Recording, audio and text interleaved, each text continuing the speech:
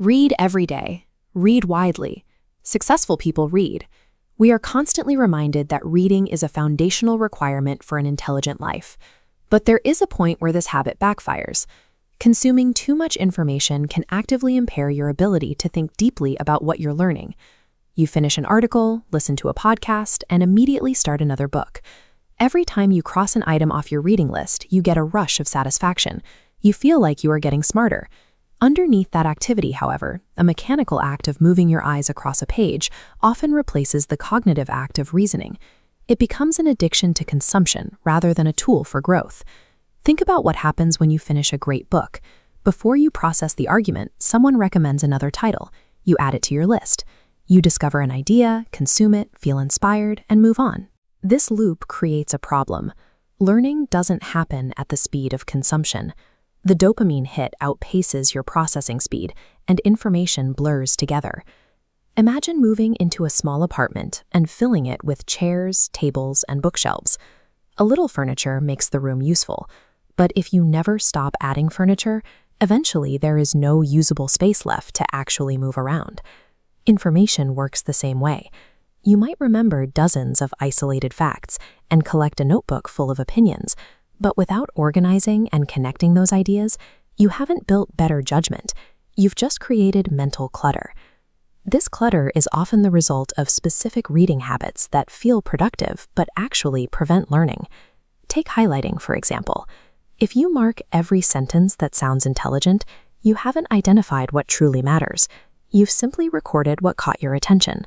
Then there is the speed trap. Serious readers love to boast about finishing 100 pages an hour or 50 books a year.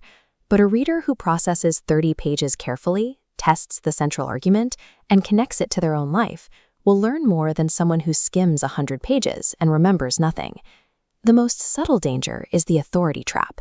This happens when you read a popular author and unconsciously adopt their entire worldview. You repeat their conclusions and quote their research, but you never stop to examine their assumptions or look for alternative explanations. These habits create an illusion of competence. They provide the satisfying feeling of doing the work while letting you skip the friction of independent scrutiny. Passive reading is data transfer. Deeper learning requires interaction. Force new ideas through 3 processing filters. 1. What is the author saying? Check your comprehension. 2. Why believe it? Examine the evidence. 3. What should I do with it? Apply it to a real problem.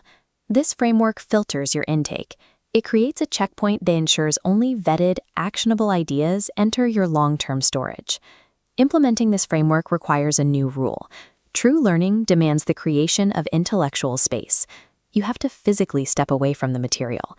Close the book, take a walk, and let the quiet period allow new concepts to interact with the knowledge you already have. By prioritizing depth over breadth, you create lasting value. A single concept integrated into your daily workflow produces better results than 10 books you can no longer summarize. Endless, uncritical consumption of information is no longer a valuable skill. We have enough machines that can store unlimited data. For your next reading session, when you hit a powerful idea, stop reading. Pause and force your brain to synthesize the argument, question its validity, and figure out its application. The goal of reading is the development of your mind. Aim for clarity in the thinking behind your decisions rather than a high volume of facts in your head.